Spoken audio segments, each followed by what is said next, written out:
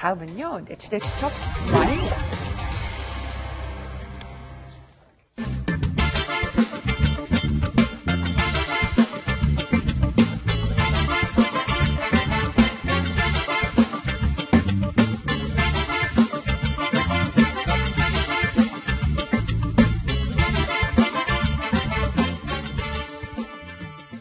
네, 취재 수첩 Y 지금 새롭게요. 저 오윤성 순천향대 경찰행정학과 교수 새롭게 모셨습니다. 안녕하세요. 네, 김강상 변호사님도 함께 해주시고요. 네, 자 영상으로 첫 번째 뉴스 먼저 만나보시겠습니다. 첫 번째 뉴스는요. 네. 신림동 강간미수범 반성문에 어떤 내용이 담겼길래 그럴까요? 지금 보시는 영상은요, 바로 지난 5월 있었던 신림동 성폭행 미수 사건의 피의자의 수상한 모습입니다. CCTV에 담겨 있는데요. 한 여성이 피곤한 기색으로 골목길을 걸어가는데 그 뒤로 여성을 따라오는 남성의 모습이 보입니다. 여성이 골목 귀퉁이로 돌아서자 따라가는 남성, 네. 여성은 아는지 모르는지 그대로 집으로 들어가려고 하고 남성도 따라갑니다. 그런데 여성 엘리베이터에서 내려서 비밀번호를 누르고 집으로 가려고 하는데 다른 남성이 또 와서 이 집에 지금 같이 들어가려고 합니다. 여성의 집 현관문이 닫히려 하자 급하게 문을 밀어보는데요. 여성의 집에 들어서지 못한 남성 그 후에도 한참을 현관 앞에 서성였습니다. 바로 잘 알려진 지난 5월 신림동 그 강간 미수 사건에 관련된 소식인데요. 어제 첫 공판이 열렸습니다. 피고인이요. 관련돼서 재판부에 반성문을 제출했다고 하는데 교수님 보니까 재판부가 뜬구름 잡기다 라면서 거기에 대해서 지금 반성문에 대해서 얘기를 했다고 합니다. 도대체 내용이 어쨌길래 재판부가 이런 반응까지 보인 건가요? 예, 보통 이제 이렇게 얘기를 하는 거는 그렇게 이렇게 일반적인 내용은 아니고 이례적인 그런 사항인데요. 사실 이 뜬구름 잡는다라고 하는 것은 이제 추상적이다 이런 얘기가 아니겠습니까? 그러니까 이제 제가 이제 추정컨대는 당시에 본인이 했었던 어떤 행동에 대해서 구체적으로 적시를 하지 않고 범죄에 대한 혐의를 부인을 하면서 엉뚱한 얘기를 하고 있다는 거죠. 어떤 예를 들어서 이제 이번과 연관된 것은 강간 미수 아니겠습니까? 네. 근데 거기에 대해서는 전혀 얘기를 하지 않고 부모님한테 앞으로 효도하고 네. 사회에 기여하고 정말 그 참된 사람으로 살겠다. 이렇게 얘기를 하는 이유는 있습니다. 왜 그러냐면 이 사건 관련 내용을 잘못 쓰게 되면 본인의 죄를 그대로 인정을 하는 그런 상황이 될 수가 있기 때문에 지금 들리는 말로는 지금 피해자에게 이런 얘기를 했다 그래요. 내가 성폭행과 같은 그런 생각을 하진 않았지만 네. 만약에 그 피해자가 그렇게 느꼈다면 나는 사과드린다. 이런 식으로 약간 피해자가 그렇게 느꼈다면 예, 그런 식으로 이제 피해 나가는 거죠.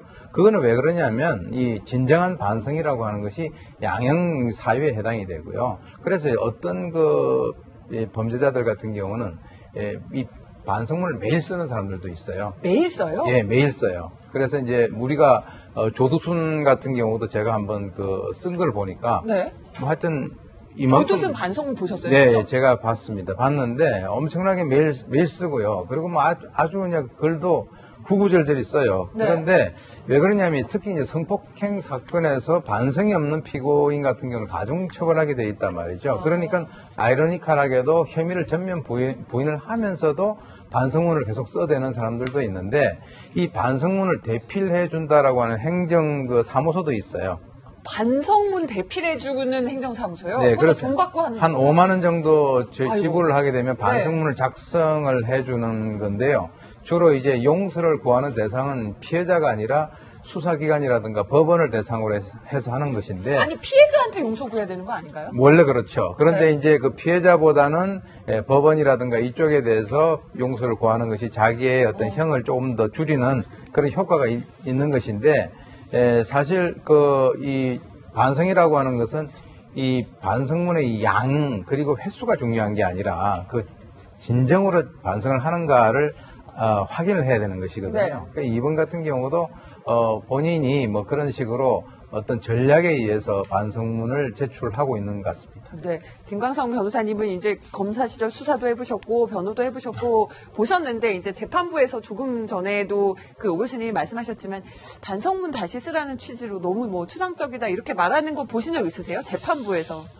가끔 그런 경우가 있어요. 그러니까 있어요? 뭐 그렇게 정확하게 짚지는 않지만 아니 반성문을 많이 써냈는데 네. 그 반성문 내용 중에 이러이러한 내용이 나오는데 네.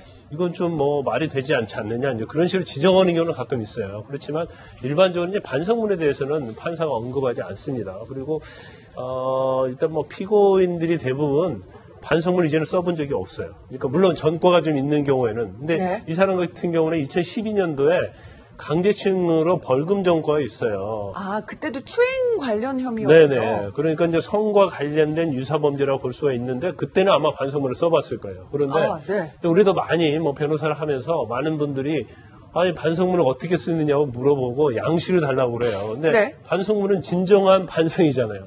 그래서 그러면 솔직한 이야기로 판사가 거기에서 감동할 수 있는 반성문을 써라. 근데 그런 걸 쓸 수 없다는 거고 경우에 따라서는 지금 변호사가 대신 써달라. 네. 그런 일을 많이 해요. 그래서 반성문의 취지 자체를 그냥 형량을 감경하기 위한 수단으로만 생각하는 분들이 상당히 있다는 거죠. 그럼 가령 저 이제 부모님한테 앞으로 효도하고요. 저 앞으로 이제 사회인으로서 열심히 살겠습니다. 이런 반성문, 자기 범죄에 대해서는 전혀 언급하지 않는 이런 반성문은 뭐 양형에 의미가 없죠. 의미가 없다. 양형에 거의 미치지 않고 설사 범행을 자백하는 경우가 모르겠지만 무죄를 주장하고 억울함을 주장하면서 반성문을 쓰는 것은 양형에 절대적 영향이 하나도 없다고 보면 돼요. 근데 이 사건의 경우는 그런 것 같아요. 지금 문제가 되는 게 주거 침입에서 강간을 하려고 했느냐 아니면 강간의 목적은 없었고 주거 침입만 하고 폭행 협박했느냐 네. 이거에 관한 문제거든요. 네. 그런데 본인 자체는 이제 강간을 하려고 하지 않았다는 걸 주장을 하고 있기 때문에 그냥 뭐 폭행 협박과 주거 침입에 대해서는 반성을 하고 있다는 취지인데 내용에 보면 그게 명확하지 않다는 거죠. 그러니까 판사 입장에서 보면 사건에 대해서 어떻게 반성하고 있는 게 써라. 단지 부모에게 효도하고 아니면 뭐 다른 데로 이사 갔다 이런 지엽적인 얘기를 하지 말고 진정한 반성이 되려고 하면 사건과 관련해서 내가 무엇을 잘못했는지 써라. 그걸 쓰지 않고 뜬구름 잡는 얘기만 하지 마라. 이제 그런 취지로 이제 판사가 지적을 한 거죠. 네. 보면은요, 이런 얘기도 했습니다. 이제 이 지금 강간 미수 혐의를 받고 있는 조 씨가 이런 식으로 이제 얘기를 하고 있는데, 이제 경북의 부모님 댁으로 이사를 했고요. 이 조 씨가 이제 피해자를 찾아갈 일은 없을 겁니다. 이렇게 얘기를 하면서 이제 강간 미수도 아니고 앞으로 찾아갈 일도 없을 거고 이렇게 얘기를 하거든요. 이런 것들을 이제 재판부에 호소를 하면 받아들여지는 요소인지 궁금하네요. 아니, 자기가 아마 집이 경북 쪽인 것 같은데요. 부모님 집으로 가기 때문에 피해자를 앞으로 절대 찾아갈 일이 없을 것이다. 그러니까 이제 선처를 해달라고 하는 것이 도대체 어떤 인과관계가 있는지 그건 잘 이해하기 힘들죠.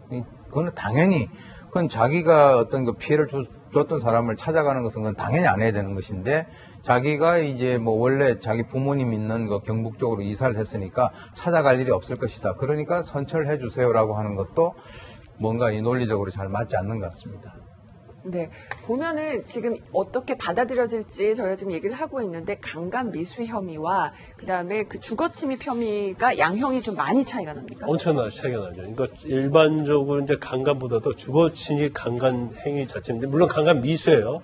근데 최하 5년 이상이요. 네. 경우에 따라서 무기징역까지 처할 수 있는 거고 단순한 주거침입이나 폭행 협박은 경우에 따라서 이제 벌금형도 가능한 사건이거든요. 그렇기 때문에 이 양형에 있어서 엄청난 차이가 있기 때문에 결국 강간에서는 부인할 수밖에 없는 거고 또 사실 이게 법적으로 약간 논란이 있을 수는 있어요. 왜냐하면 주거침입 강간 미수는 강간의 목적으로 주거침입을 하면 실행에 착수가 되는데 그것이 아니고 나는 단순히 뭐 대화를 하려고 한 것이고 네. 강간할 생각은 전혀 없었다고 한다고 하면 그것은 그 범인의 마음에만 있는 거잖아요. 그 부분을 어떻게 네. 검찰에서 입증하느냐에 따라서 경우에 따라서는 일부에 대해서 무죄도 나올 수 있는 그런 사안인 거죠. 네.